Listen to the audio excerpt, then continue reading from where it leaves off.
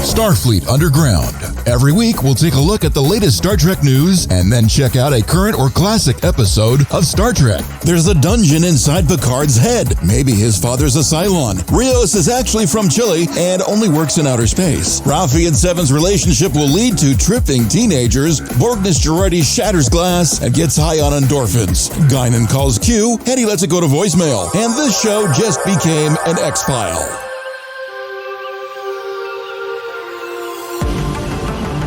Wait a minute, Doc. You're telling me that he crashed through the fucking window when he was on the away mission? Why? The window was really clear and he thought he knew somebody. I'm going to have to find out why. I haven't seen him yet this morning. But what do you mean the other dots are laughing at him? They say he sounds like Waylon Jennings? What? What the hell? Okay, I'll find... Hi, thank you for joining us for another wonderful episode of Starfleet Underground. Right off the bat, because I forgot last time to say it in the beginning, if you're a child or a young adult under the age of 18, get the fuck out. You're not supposed to listen. It's just as simple as that. Our stories can really make hair grow on your chest. And some of you young kids may want that, but no, don't do that. So that's a no. We actually have a guest today, and we're extremely honored, and I'll be introducing them in a moment. And if you're a part of our Patreon, you would have known who it is right off the bat. It's going to be the first time we have this species on the ship, and man, we're extremely excited about it. Yay! Okay, I have a full crew complement today.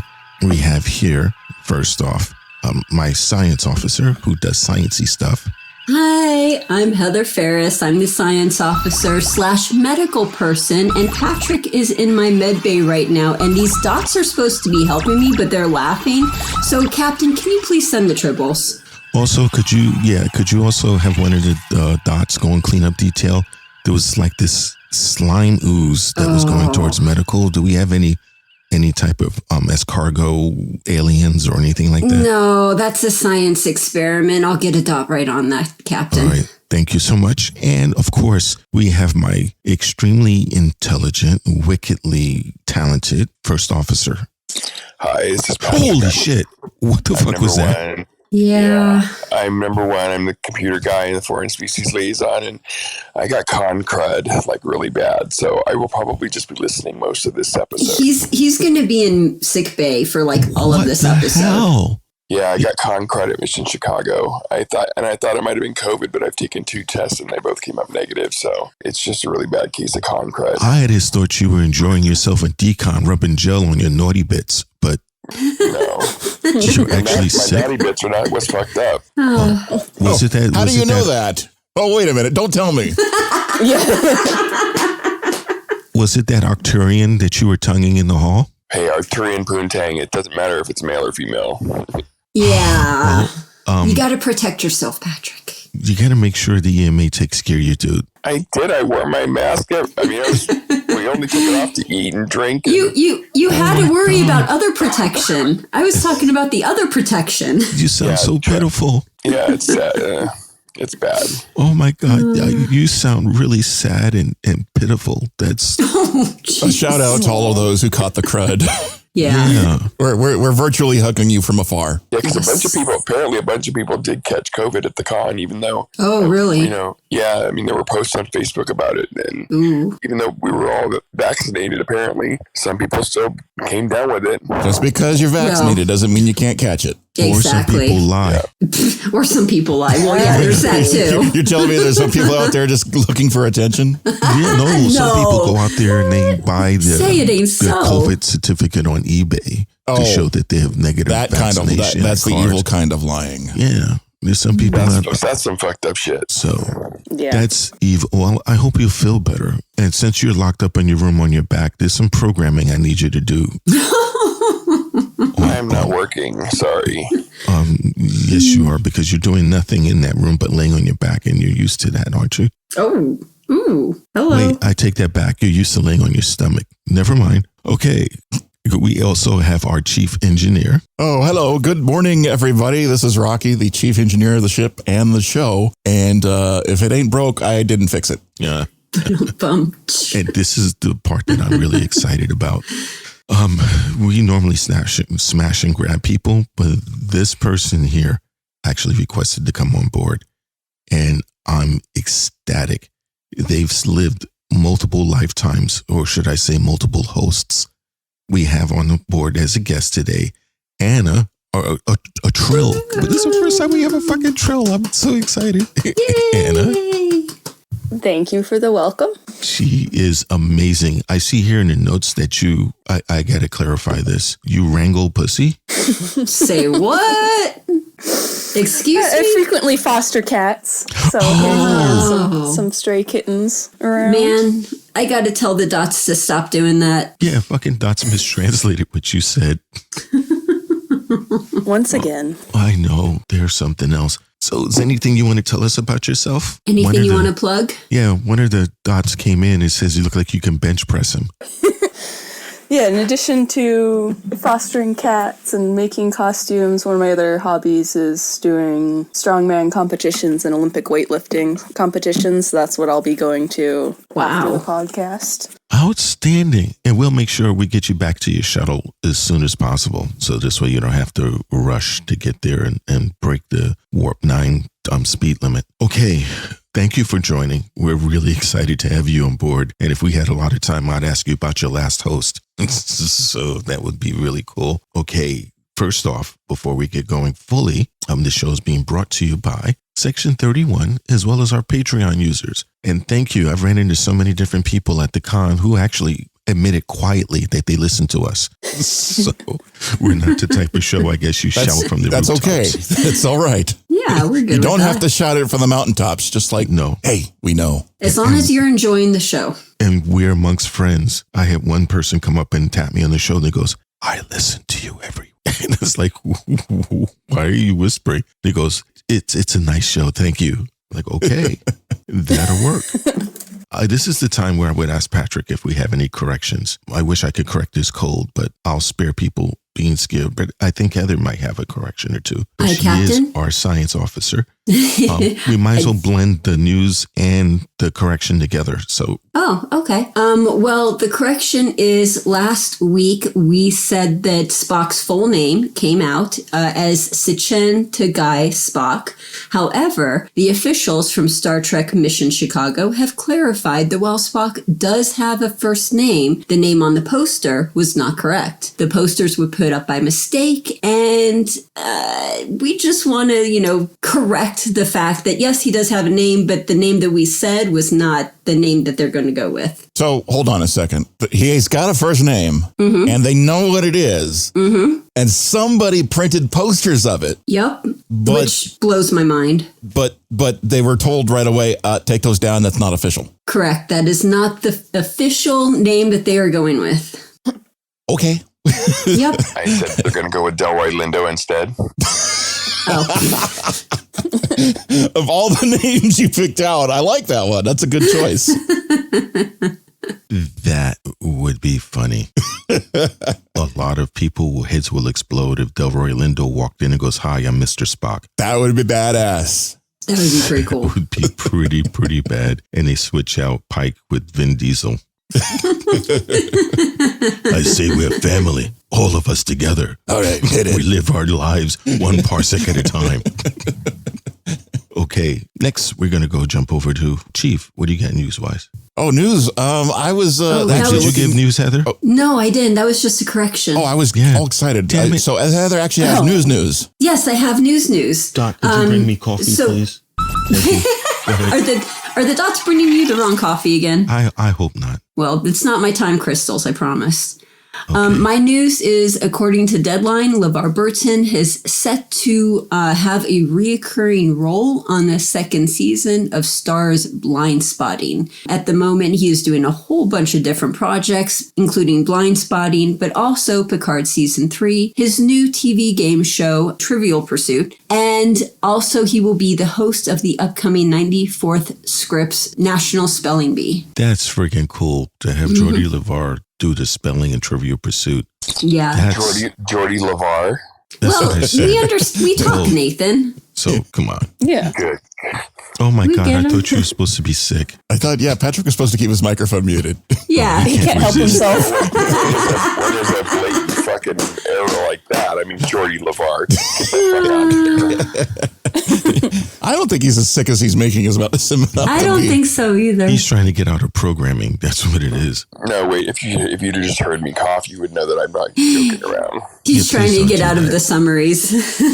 Please don't do that. The last time you coughed, the dot screamed like R2-D2 and ran down the corridor. So that make you. Nathan's doing the summary for me this week because I was so sick yesterday. So And that's the type of captain I am. Aw. You see? Cool. Thank Even you, though I make Captain. fun of you, I love my crew. Okay. Is it just me, or was Heather stalking LeVar Burton? That's a Yeah. lot of news about LeVar. Pretty Me? much. Stalking LeVar Burton? No. Not at all. No, it's not like... she likes the black D. Was that one of the letters on Jeopardy? It was a clue. What is the leather that Heather likes the most? And the answer is... Oh, God. The black D. Oh, jeez. Sunny Delight, they have that in black. As long as, oh God, as long as LeVar Burton doesn't do what's the word? I wanted to say cease and desist, but that's not restraining order. As long as he doesn't want to do his restraining order on me, we're good. Well, you should remember restraining order. You've gotten enough of them. That's probably why I blanked it out of my memory. I just received a high priority message, it looks like, from Starfleet, signed by LeVar Burton. I'm not going to open it because it's addressed to you. Ooh, So let's see I'm what. gonna take that and go to my quarters. I'll be back. I read it. It said, "Get the fuck away from me, bitch." I was hoping it was like a love letter or something. Okay. Well, that's It said- kind of lovey. It said, "Love LeVar." Yeah, that's kind of lovey-dovey. I think I could go with that. Restraining order. Is that like an S&M term? That's like an S&M term. That's the safe word. Wait, isn't that what killed all the Jedi? Activate restraining order. No, The it doesn't sound right. He's using the force.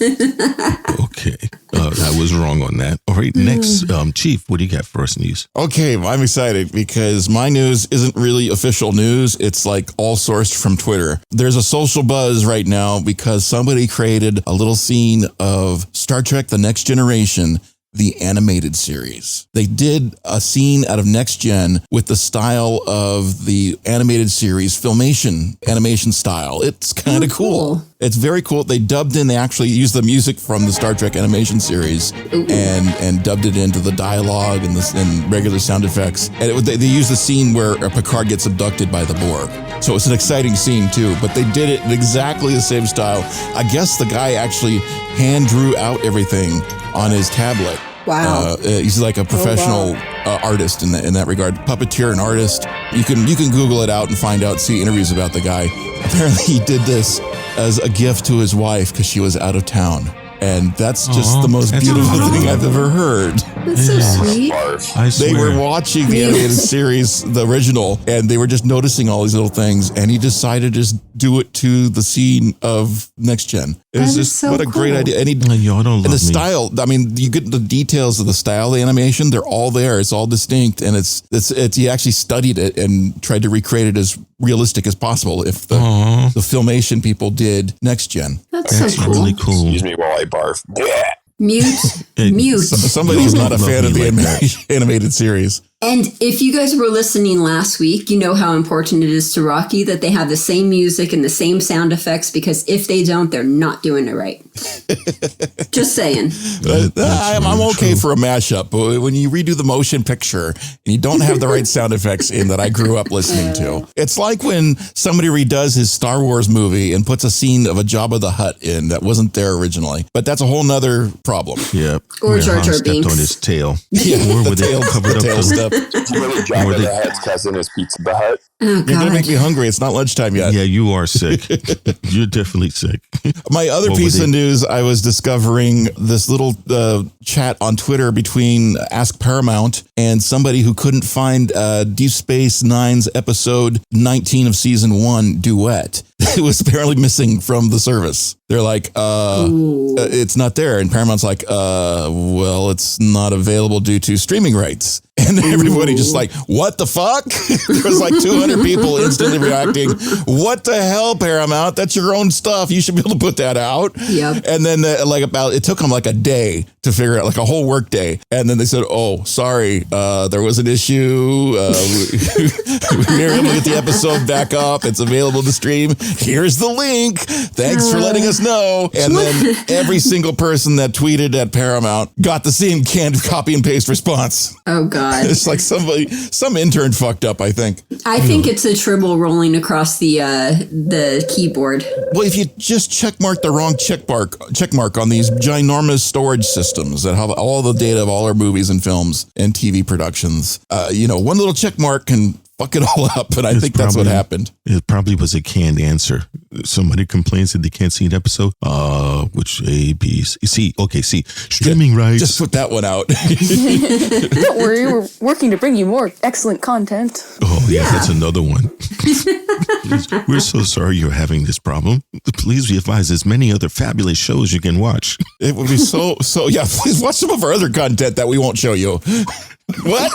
Please watch the Orville. That's not done by Paramount.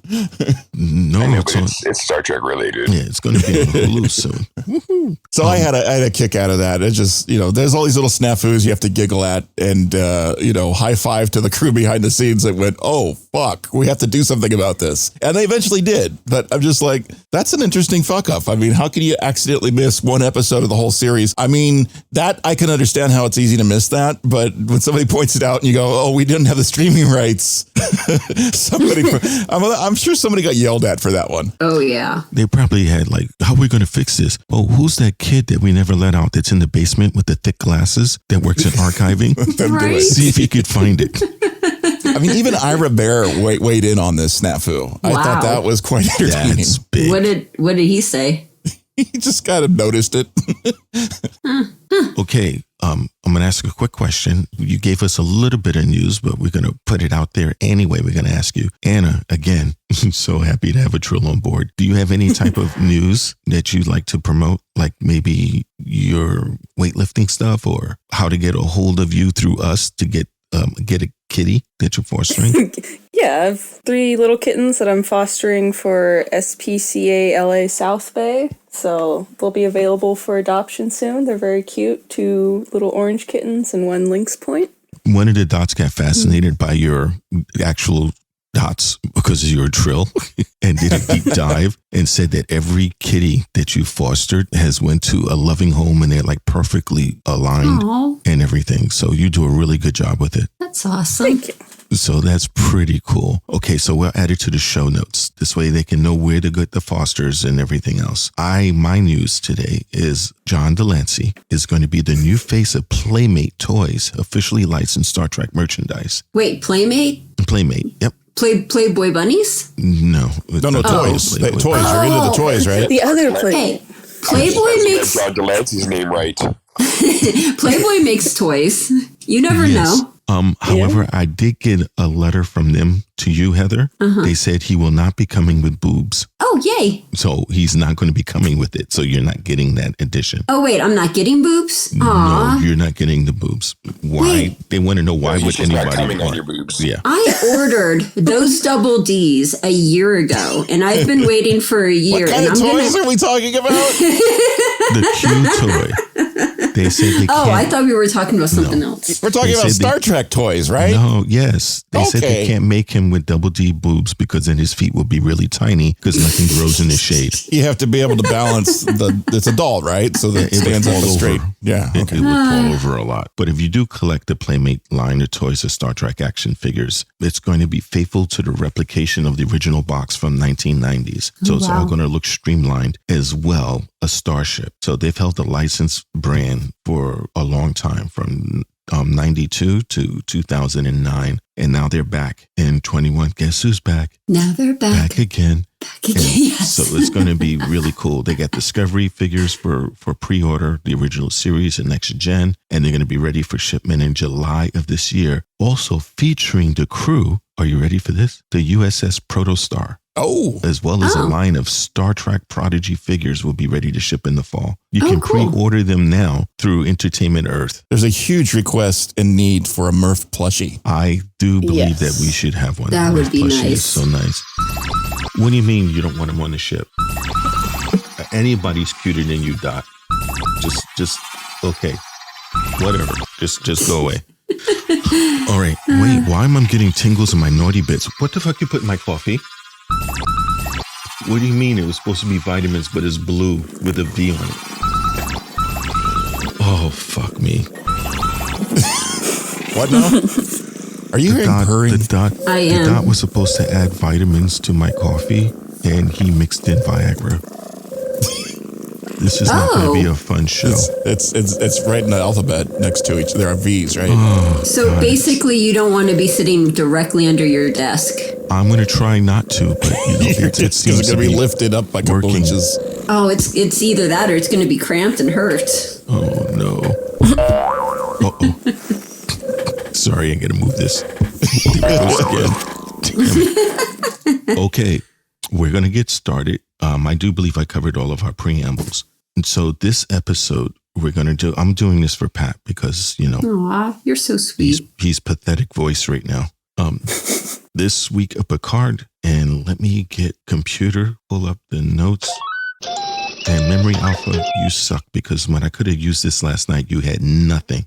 So I had to write everything from scratch, you evil thing. All right, recap. Picard, Season 2, Episode 7, Monsters. Teaser. We see a sun, pretty cool looking sun. And then we see a model of the sun, also kind of cool. Picard is in a tux, but talking to someone that sounds very familiar to me. Oh my God, he's got to fucking run his Baltar. And he's a shrink now. So there's an eval apparently, and Picard thinks there's 40 minutes, but actually it was only 20 minutes. Baltar hands Picard a sun and tell him to make up a story. He's got a mini replica of the sun, which looks really cool. I want one. And I think it's kind of maybe a direct symbol of the stargazer because he's gazing at the sun. Well, that's in my head canon, but it works. Picard states that to remember when he was a kid with his mom cosplaying as a queen and him as a young prince. But the reminder is a dreamscape memory, and painted shit comes to life on the windows, growing and chasing them like drunks chasing the free taco server. Cue the typical horror movie grab the woman and drag her off with the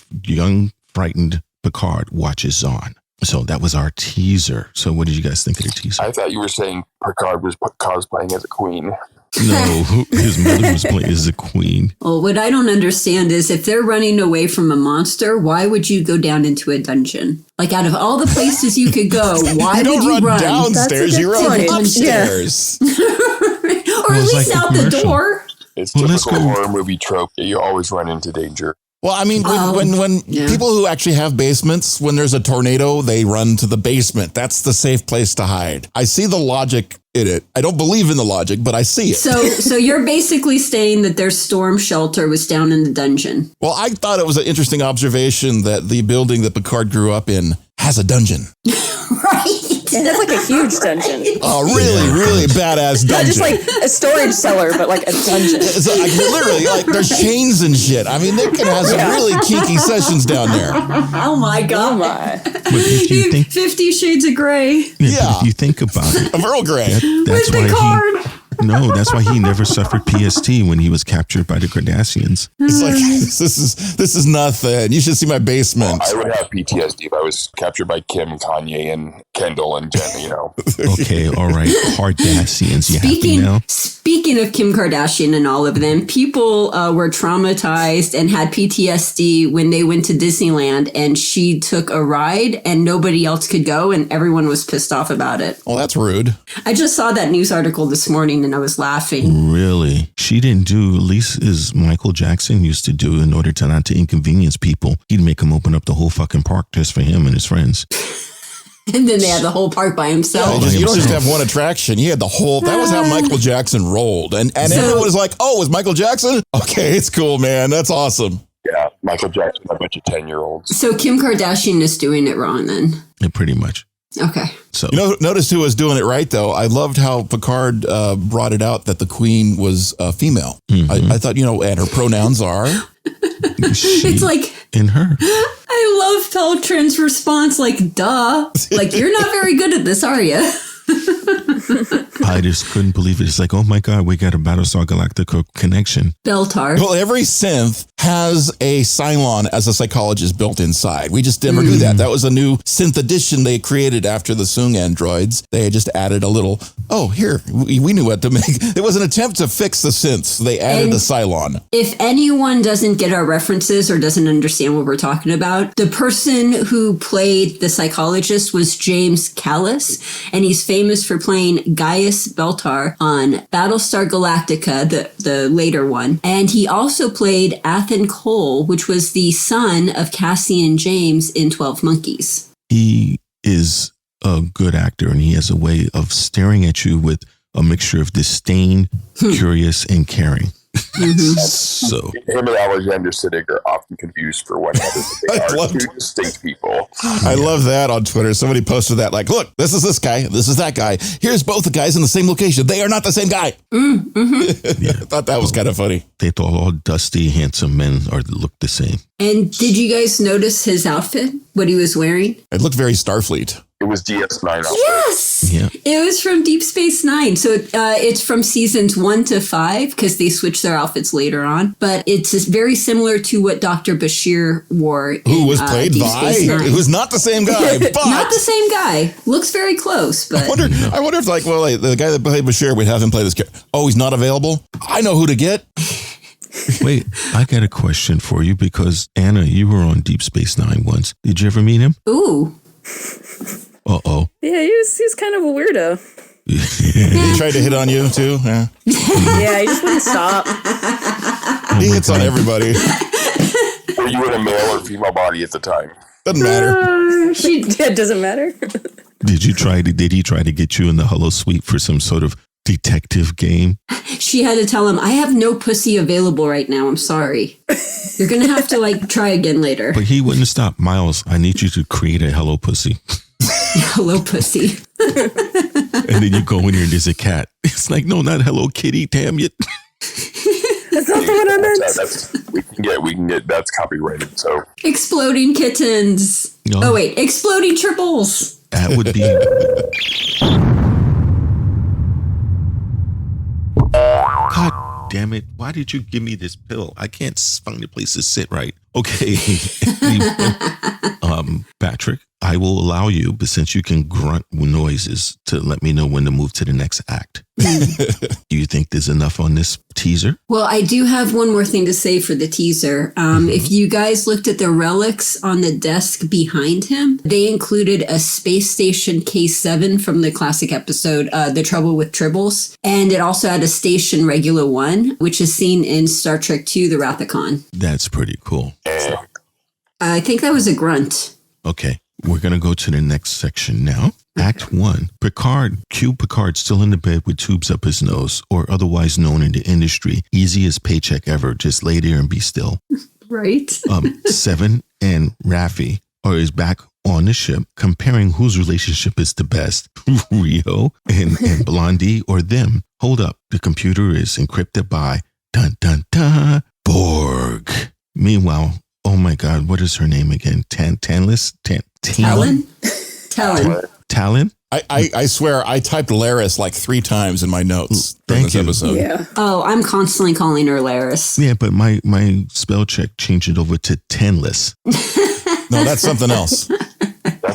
That's her Klingon counterpart. Okay, but Tantalizing. What is her name, Patrick? Correct this. It's Tallinn. Okay. Meanwhile, Tallinn has a Romulan earpiece. There better be more on this later as she ports into Picard's mind. But it's a dungeon. While Picard is still in his chair and the head doctor triggers something. 1,000 ways to die. Space Shrink can seriously stare back in a dungeon. Again, the name, this fucking thing's getting away. Tallinn finds the young Prince Picard being a little whiny as little kids can be. Maybe not because that creature growl was weird. Space Doc is confusing Picard. We're all here for you, Picard. Only you can stop it. Say one real thing. People are going to confuse you with Bashir. Picard finally realizes he's stuck. Why is it so hard to let people in? You're hiding something. A darker side of you? and then something's banging at the door. Picard yells as the parents an angry Girl Scout looking to sell cookies, but not before we get to the mini cliffhanger of Tallinn being dragged off by one of the weird people that came from The Hills Have Eyes. Okay, what did you guys think about this? My observation, Tallinn says before she hooks in, parental controls disabled. She had to disable the parental controls before you go inside somebody's mind. I thought that would be a default setting. Well, that's what she meant when she said jerry rig it. I mean, if you're going to hack somebody's brain, you might as well turn off that makes sense. Why would you leave the parental controls on? Because you'd miss out on all the good stuff. Why would kids play with something like that? Right. Now that would be a fun play toy. Coming soon from Mattel, the brain hacker. I thought it was so interesting. It was in the shape of a Romulan ear, though. I thought it was strange. I didn't even notice that, guys. I completely missed out on that. Can you imagine that as a toy, though? Mommy, Johnny made me pee on myself and shit in a circle. Stop playing with that toy. Jesus Christ, my. what the hell? Been starting sibling fights since 2424. Yikes. But why does almost like every horror movie, or when you want to be something scared, you always grab the woman by the ankles and have her claw the floor as she's being dragged? It looks cool. I don't know. It's very dramatic. It is a thing. It's probably pretty easy, effective pull off because you just get a rope and like 7 dudes and maybe not 7 because that might tear a leg off. But, just enough people to, make that dramatic pull. That looks really cool. As an actor, though, that's got to be uncomfortable. I have a feeling there's wheels involved in a platform. Oh, I hope. Or a really, really slippery floor. But why also, how come there's never any after effect? I know that I was pulled along the floor and I didn't want to go. The next scene, most of my nails would be bloody because I've clawed the ground. But apparently they have super strong nails. That just makes me cringe thinking about that. I know. Yeah, dragging's bad. And what's up with the monsters being a devil and a vampire? I thought that was interesting. That was a devil and a vampire? I thought it was a devil and a vampire. How can you tell? So the vampire grabbed Laris and then the devil grabbed the kid. And to me, the devil had horns and the vampire had the teeth thing. Okay. And there were no mirrors, right? So we can see. And the vampire was like white and everything, and he looked like how do you say that? I think it was just a guy needed a tan. But it was, to me, they look like the people that lived in The Hills Have Eyes, So your brothers? Oh, no, Jesus. Not mine. How rude. Not mine. They moved out years ago. The one thing I did notice at the end that the cuffs were broken. So the monster that did grab Laris broke the cuffs. I thought that was an interesting symbol that we've been seeing a lot in this series is the cuff breaking thing. Okay. Maybe not a lot. I saw Borg Queen, a person abducted by a Borg Queen do it. But anyway. And maybe it's a symbolism for breaking free. Maybe. I want to get free. Oh, sorry. Like what Tallinn was saying. She was saying so this is your mind sober? I bet the 5-drink Picard is a blast. He has chains he needs to break. He needs to be set free. It's very, very interesting. I would be interested in hearing the official psychologist person's take on this episode. Because if they got one. It freaking freaked me out just a little bit. Because, all this is going on inside of Picard's mind of all the things going on. I mean, Tallinn, when she arrives, she literally travels through the echoes of Picard's mind. You hear the Borg thing, you hear LoCute-icus, and you hear this and you hear that. Oh. It was a wild trip. Speaking of which. I wonder, since Anna's a Trill and had many lives, how do you break free? Just, do some meditation, do some visiting with your past lives, come to an understanding, and, move on. A purring kitten can help too. So some kitten therapy. Definitely. That must be really helpful if you come across somebody in a new body that you had a relationship before and you see them and you run screaming because you know how fucked up they are. Oh, my goodness. And they have no idea. I've had a few exes like that. See them coming and you hide. Yeah. I know you. No, I'm just kidding. So when Picard says that, I am LoCute-icus of Borg. We butcher every name. I love that. Butcher every single name. Earliest episodes. LoCute-icus of Borg. It's so cute. That's from The Next Generation, The Best of Both Worlds. And then also when he said, I'd rather... LoCute-icus is not from The Best of Both Worlds. No, he's from... He's That's right. Is a nail salon treatment. Oh, I thought it was a kiddie channel. I would totally go to that nail salon. When he said, I'd rather die the man I was, that was from the Next Generation episode Tapestry, in which he tells Q, I'd rather die the man I was than live the life I just saw, which is very relevant to this episode. Some very deep moments going Yeah. through Picard's head right there. Mm-hmm. You know, I'm surprised they didn't have the "it's for lights." So It's for lights. that was pretty wild, and you could tell that Tallinn is getting feelings for him. So I think that's neat. Where she just jumped in with the adult supervision thing turned off. and thought, oh, wow, this guy has actually got problems. He's not a freak. Okay. He's not a bad guy after all. He just got a few issues in his head. She's like, oh, he's got a dungeon. I wonder what's behind that door. 50 Shades of Picard. Well, and the kid told her to go for the white door, so... Oh, yeah. That little kid was annoying. Sorry. No, you're good. Like, what part of that dungeon did she saw? And she was like, yeah, this is the kind of guy I want to go for. This is what turns me on. I didn't get it. And bad casting. He didn't look anything like Picard as a younger version. But then again, I guess, SAG wouldn't let them take a random kid and shave his head. But so, Then add his hair.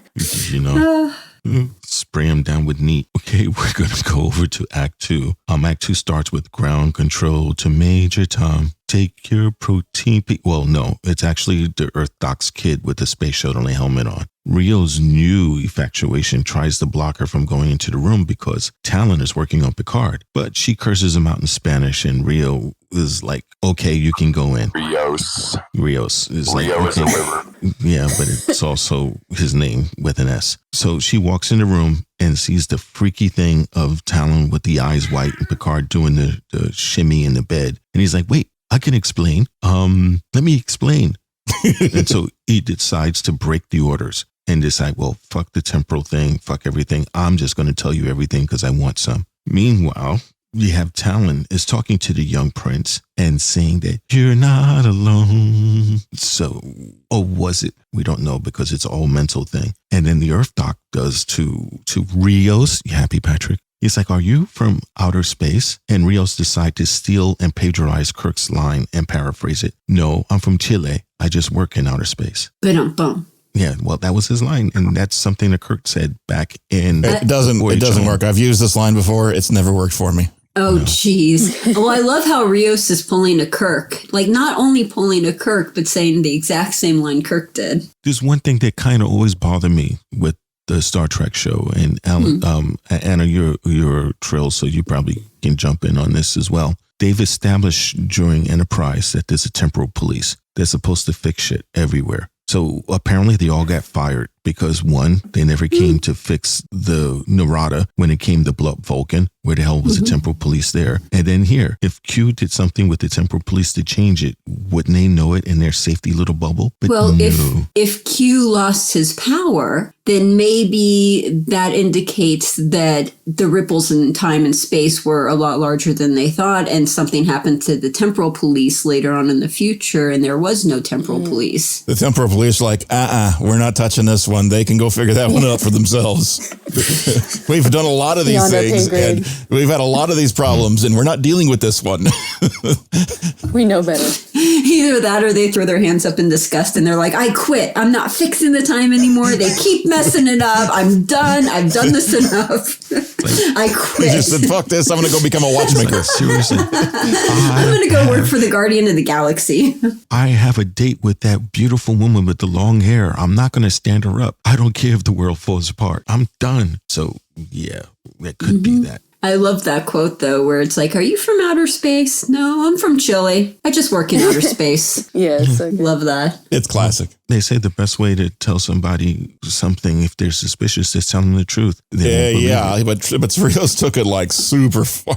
He's just like, how am I going to tell you this without screwing up the timeline? I know, I'm just going to go to 11 here and do the whole timeline at once. He keeps doing that and it keeps backfiring on him. For example, when he said to Teresa, we're the good guys, and Teresa's like, good guys don't say that. Yeah. And why are you walking over to me like a serial killer? I love that. Why is she stepping away like he's a serial killer? I'm sorry, the body language. LA, it's 2024. It's like, don't trust anyone. No, and he's looking at her with boner eyes. I mean, come on. Yeah. That's probably why she thought it was like, oh my God, he's coming after me. You know, so it's yeah. And then I love the moment they beam aboard and the kid has the classic, I'm going to go push all the buttons. That was so awesome. I'm touching everything. Next act. Wonderful. It was so great. Was that the next section? Yeah. Oh, next section. I'm sorry, I spoiled it early. Well, that's okay. You're entitled to one spoilage. The medication that Heather gave me is making me groggy, so I'm going to drop off and go to sleep. I did not give you time crystals, I swear. No, but you gave me something, so I'm like really tired now. So I will see you guys later. Bye. See you, Patrick. Bye. Chief, you got to stop the dots. They heard that Patrick's passing out, and I just saw 2 dots run down the hall with dildos in their hands. Whoa, bad dildos. I mean, bad dots. Yeah, they're freaky dots. We should have thrown away those dildo hand replacements that they got.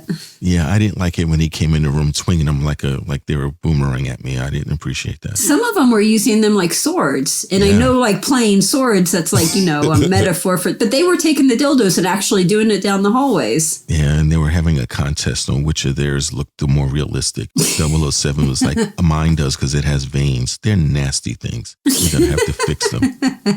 Okay, since Chief jumped ahead some, we're going to go ahead and jump on to Act 3. They're now back on the ship for coffee. But there's bad news. They found out that Blondie has the Borg in her.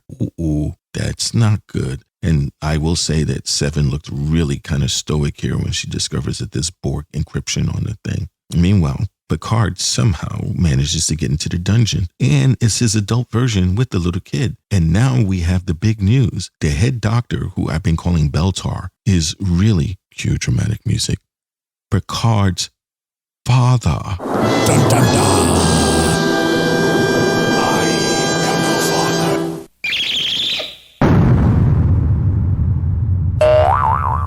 Wow. So Picard automatically, when he realizes that, goes, oh my God, you're dad, and proceeds to get ready to curse him out. Except there's a twist. Picard didn't remember the whole thing about his youth. Mommy Dearest had mental issues, 1,000 ways to die. Mom was going to kill him or basically let him starve to death in the dungeon. And Dad saved him because, he was a clumsy kid and dropped the book. But Dad couldn't save Mom because she was too far gone and medicine couldn't do it. So Picard gets this thoughtful look, which a lot of people never, when you hit them with news like that, is so quick to understand. But he did. He finally realized that he never really knew his dad. But there's more to the story. And just as Tallinn says that, hey, there's something else going on here. Oh, time's up. Boop. And they leave. and they wake up while Rios spills all the tea to the woman there. Talking about from outer space, Picard feels like a dad to him, the whole thing. And meanwhile, he's opening himself like that. They're both giving each other puppy dog looks. Rio has it bad. So bad that he breaks the last rule and decides you're going to show you something cool and bees them all on board the ship. And the little kid does what any little kid would have done, which an adult would get really upset about. I'm going to touch everything. So I thought that the ship would blow up by then, but it didn't. And I'm like, well, where the hell is Seven and Raffi? But they beamed to where she last was, and they saw she broke a window in the club. And like, was it because of whiskey farts and she needed air? I don't know. But we find out the next act. And so, yeah, I mean, come on. Why would Rios knows it's important to try to keep the temporal thing going? And he shows her everything. He just wanted to bring her back to his bedroom. He's like, hey, I want to show you my bedroom. I wonder if that sort of thing works for him normally. Come check out my cool spaceship. Well, ooh, you got a spaceship? Ooh. That kind of thing worked for Kirk, so why not? Yeah, well, I guess he thought he could because he brought her back. And then you let a kid go wild, touching and everything. then the kid's running around by himself. I'm going to touch everything. I would think he'd actually have the parental controls on his starship. But then again, it's been abducted by the Borg, so we don't know. The kid's going to go run around and start hitting buttons everywhere. Oh, We've got no. Borg code in the ship. This is bad. This is really, really a bad formula right now. It is. I would love for him to come up to Rios and his mom and go like, resistance is futile. You will join the collective. So that would have been wild. I laughed way too hard when they were down on Earth and the doctor's like, don't you dare hurt my kid. And Rios immediately transports them to the ship. It's like he forgot to mention the whole controversy about, dying when you get transported and then like coming back as a different person. And yeah, there's some philosophical debate about this. Yeah, like, I don't want to mention it. I don't want to bring this up, but just so you know. We just killed each other, but you're fine. Yeah, I just killed your kid. Trust me, we're the good guys. Yeah, seriously. It's like he's done. Sorry. And then with Seven drinking coffee, I thought that was really adorable and cute that she drank coffee like her captain, Janeway. Like, that's the coffee reference. She took that from Janeway. I love it. Yeah. That was pretty cool, except her cup was silver. Really into the hacking of the ship and trying to figure out the Borg, encryption codes and all that. And Raffi's like, you barely touched your coffee. Mm-hmm. Like, there's something wrong. But it's only enough. I think what's happened is the Borg Queen didn't have enough time to completely hack the ship. Just put a little bit of a block in. I mean, Seven was going to get through this thing anyway. It's just a matter of time. So it was kind of a what do you call it? A diversion. Maybe the reason why the replicators still work is because the Borg Queen hacked it, so it would be poison. Well, that would be evil. I know. Poison the coffee. Oh. That would be powerful. Remind me never to make Heather Borg Queen because she would hack the entire so quickly. She's more devious than this devious Borg Queen. The shit I come up with. Oh my God. I could see us all walking around with G-strings and serving trays. That's a great idea. And Adele was eating bonbons. Keep talking. I'm loving the this. Cosplay I'm looking for here, sir. No. I like the way Seven and Raffi picker like old couple. Oh, their relationship is so cute. I mean, they've got we're totally better than that couple kind of thing going on. I thought that was kind of funny. Oh, that was adorable. Yeah, that was funny. And when we grow old, we're gonna lie around and trip teenagers. I thought that was hilarious. I think it's hysterical. It was great. So, I love that they're putting that in there. Yeah, that was a nice moment. It was, I think. But that little kid, oh my God. First he draws on the wall, and then he's telling the kid about the future. It's like, Rios, what the hell, dude? And the kid's like, hey, he's a future guy. He makes things disappear and reappear. And shh, kid, be quiet. The secret. You weren't supposed to tell people that. You're supposed to tell children secrets. You're supposed to tell people after I tag your mom. Oh, geez. Ouch. Well, that's how you know he didn't have kids. He didn't know the sacred rule of parenthood. You don't tell a kid anything you don't want the whole world to know. Well, he said he didn't have a dad, and Picard was his father figure. So he doesn't have. Yeah, that makes sense. Speaking of have a dad, yeah. Picard's father's a dick. But yes, he may be a dick, but he's also not a monster, or he is a monster. I'm confused. I want to know the rest of what's going on here. Yeah, it's so ambiguous right now. A lot more there. She said, that's exactly it. She said, there's a lot more to this, isn't there? But then they cut it off. It's so annoying. Yeah, I know. It's like playing a video game and your quarter runs out and like, oh shit, I don't have another one. Yeah, right. And you're pulled away and you have to go back to life. It's like, I want to know what love is. And I want you to show me. Yeah, that was bizarre. So we're going to move on to Act 4. Everybody's favorite part to talk here. So Raffi explains to Picard just how fucked up everything is right now. And they go, well, at least Renee is safe. Talon decides to flash Picard and he gets really excited. Ear flash. Ear flash. Romulan. I knew you were Romulan. She reminds him that, Q did this. Maybe there's something you're not getting. And Picard remembers that he has to learn from his enemy. So he decides, you know what? I'm going to summon Q for a coffee chat. Talon says, I can't do that. Picard says, I know who can. Guinan. So he shows up to 10 and she's still there, still pissed at Picard. And she opens a bottle of looks like it's some really good shit because she screams a scream that should bring crew to the yard. Damn right, because the drinks are better than yours. Well, back with Seven and Ralphie, she realizes Agnes, his queen, is trying to amp up her chemicals in her body to become the new Borg Queen. Then the realization hits them. We need Picard. And I don't think so. Because while Picard is talking to Guinan after that scream and the whole bar is fucked up with bottles popping, Guy walks down the stairs, enters 10 forward, and immediately I get Danger Stranger vibes. He starts rambling about sci-fi and states that there's life out there. And he pops open a PDA, a little tablet, and he shows Picard when teleports in. And Guinan intelligence say, oh, these cameras are glitching all the time, so it might not be anything. But it turns out the guy was a two-faced lying bastard, and the FBI pops in the old-fashioned way because they can't teleport. So they're all running with guns out for an old man and Black Lives Matter woman. Well, Picard smartly tosses the badge into the rabble, and the show ends on that cliffhanger. Once again, what is everyone getting arrested? First it was Rios getting arrested. Mm-hmm. And now Picard is getting arrested. Well, if you see the guy from The Shield, run. Any guy from The Shield, run. Yeah. I mean, they Fox Muldered themselves. Yeah. I was kind of thinking that maybe that the guy was like a different type of Q, because he seemed to come like right on time after that scream. No, it's just the perfect timing of screwing up in front of the regular Earthlings. I mean, the entire episode, okay, this is my thing with this episode, and everybody's fucked this up. They've done things in front of the security cameras, and there's footage everywhere.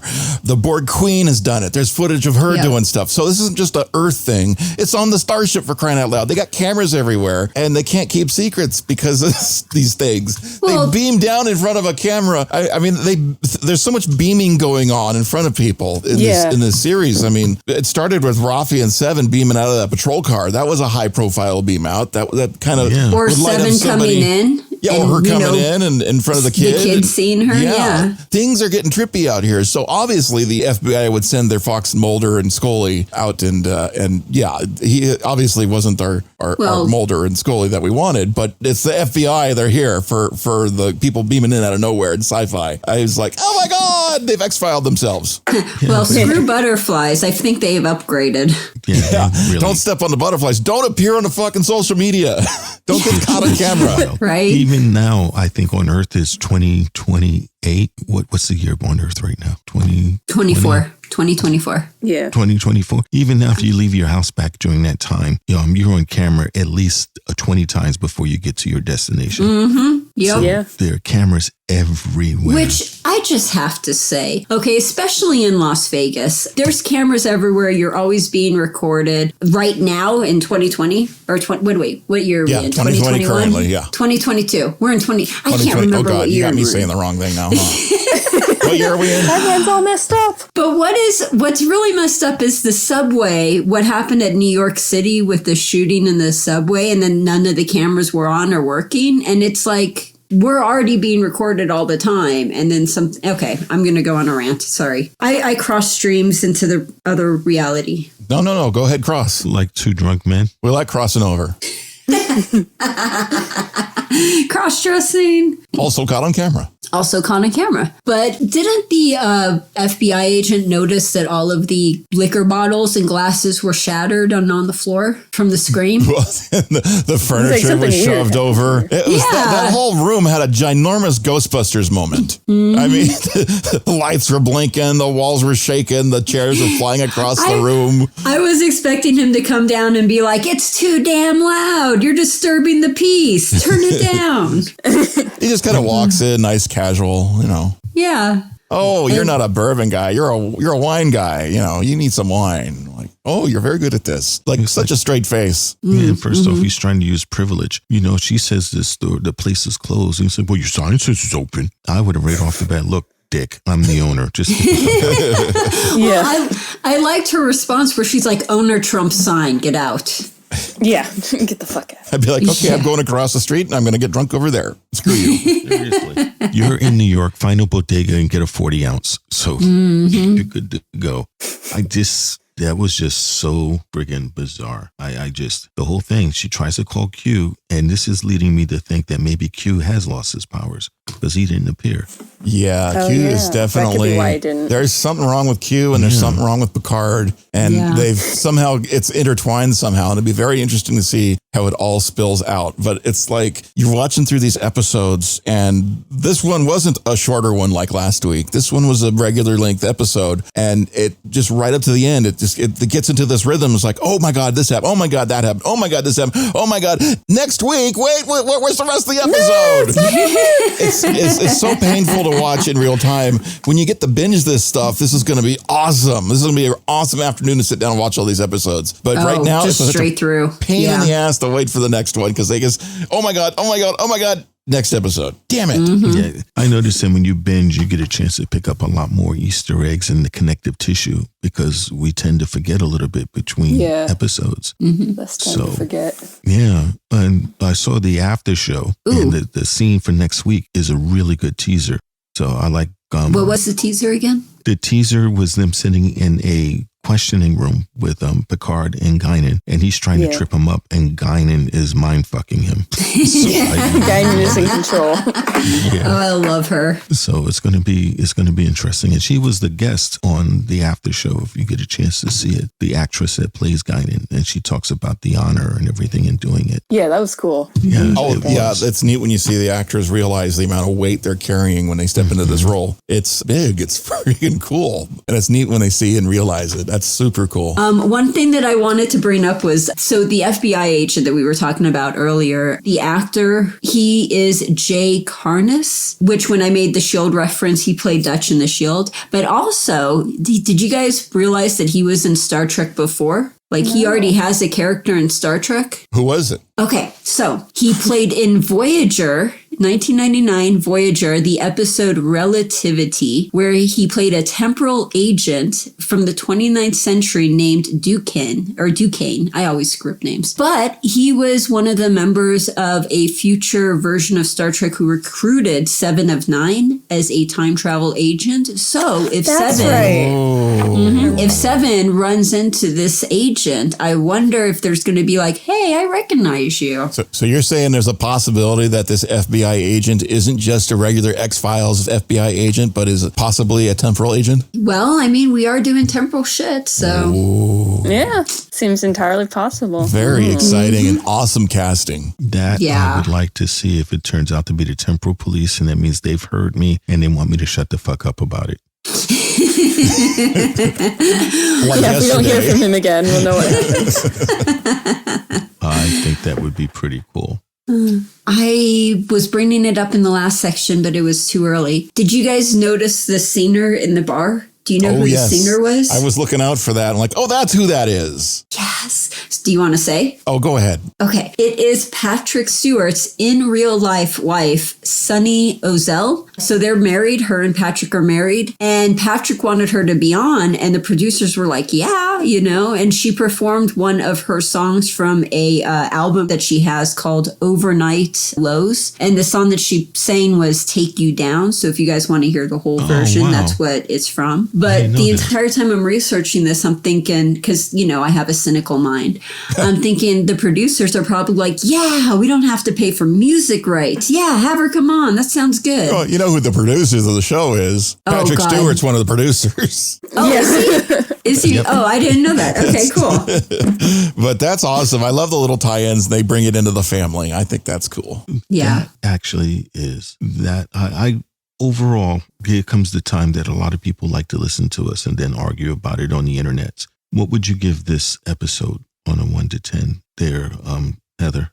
Oh, I give this episode probably an 8. I like how they went into Picard's backstory and revealed more about him. I liked the interactions between all of the characters, whether it's between Rios and the Doctor or, Seven and Raffi, or they didn't really show Girardi very much, but it was fun seeing her character as well. And I really like the Easter eggs they put in here. So yeah, I'm giving this an 8. I have to agree. How about you, Anna? On a 1 to 10, what would you give it? Yeah, actually, I was thinking before she answered 8 that I'd be right around there too. Yeah, it's different than some of what we might be used to from Star Trek, but it got a lot of really good moments and interesting story. And how about you, Chief? I'm on the upward swing. I'm about an 8.5. I'm enjoying the upswing that this episode left me with. And it certainly left me wanting more. That's probably a good thing. And it's shifting up to the last I guess it's the last 3 episodes already. No. Holy moly. So this is super exciting, and the parts are coming together. The pieces are flying together or crashing apart if they're glass, because apparently glass is really in danger if you happen to be near a Borg queen. Watch out if you're glass. But yeah, I'm really, really thrilled. All of this stuff was wonderful. All these little moments were great. I'm confused by the inside the head stuff, but I'm the kind of person that's probably going to be a little confused by that anyway, because I got enough problems inside my own head. I don't need to have Picard problems, head problems. That's just like, wow, man, that hurts my brain. You must have loved watching the movie Inception. I still haven't seen Inception yet. Oh, God, really? That's going to blow your mind. Oh, I don't need to blow my mind. It's going to melt his mind. One of the things that I heard for the movie Inception, it's for the end of it, because there's the question, is he's really in the right world or not? And he spins the top, but you never see this top fall. They were saying that you see his kid's face. All the other times when he was Inception, he never saw the face of his children. It was always the back. Oh. So the fact that you saw their face lends to believe that he actually got to them. Okay. So I thought that was kind of cool. Now, are you guys saying stuff to mess with me because I haven't seen Inception yet? Oh, no, but they do. You'll never know until you see it. Yeah, there is a guy there called the Rocky. So. Oh, great. You're going to have to see it. I'm going to give this episode also an 8 because I love it. It has something for everyone. It has something for people to take mushrooms because you had the trippy surreal system. You had people who were into psychology to see that was there. You had stuff for Battlestar Galactica fans. It's just overall, it was a good episode. However, the captain part of me is annoyed with Rios because he's breaking all the rules. Yeah. After he brought up. He's bringing a regular Earth chick to his starship. I mean, come on, man. She could be your great-great-great-great-great-great-great-great-great-grandmother. Oh. Yeah. And the fact that with the little boy there. He could be his great-great-great-great-great-great-great-grandfather if he's not careful. Well, I think the whole reason Rios was like, yeah, sure, go touch everything. I'm going to show your mom the bedroom. Mm-hmm. You go keep occupied. Yeah, I mean, he's got a big enough ship. It'd probably get over that quickly, yeah. Well, we just have to watch the next episode to see red mood lights come on. And then we're going to see what happens on that. But I overall thought it was a good episode. The cliffhanger is like, wow, how are they going to get out of this? Because he left his badge behind. So Seven and Raffi's got to figure a way to help him bust out. That's all on video. They've got the video feeds. They'll figure it out. Well, but you would also have the Guinan is an Elorian, and apparently they have powers enough to have a Cold War with the Q, and we still don't know the fullest extent of her ability or power yet. Yeah. Because she was strong enough to keep the Q at bay, but wasn't strong enough to keep the Borg of simulating all their people. The irony of it all is she called out to the Q, and she did not get his voicemail. However, earlier in the season, we all dialed a phone number and got Q's voicemail. What does that mean? It was full. Well, maybe the reason, maybe her call was the reason he set up a voicemail to begin with. That's probably it. That's true. Did you ever get the Q's voicemail? I know I shouldn't be giving it out in the clear like that, but did you ever remember if you got it there, Hannah? No, I didn't actually. Oh, where the hell is it? I know I have it somewhere. She didn't listen to the episode where we played it. Do you have it? Oh, goodness. This is if we hang on just a quick moment here. 323-634-5667. Hello. You have reached the Q Continuum. We are unable to get to the phone right now because we are busy living in a plane of existence your feeble mortal mind cannot possibly comprehend. Furthermore, it's pointless to leave a message because we, of course, already knew that you would call, and we simply do not care. Have a nice day. So that's his voicemail. I love that. And that's fun. Where's the other one? Okay. Do you remember Hall and Oats, Anna? Yeah. Do you like them as a group? If you ever need a fix, dial this number 719-266-2837. Oh shit, I realized we're still broadcasting, so everybody has it now. You just gave out a Hall and Oats number? Yeah. Oh. Let me see if they answer. Hold on. Welcome to Hall and Oats, your emergency Hall and Oats helpline. To hear one-on-one, please press 1. To hear Rich Girl, please press 2. To hear Man-Eater, please press 3. To hear Privatize, please press 4.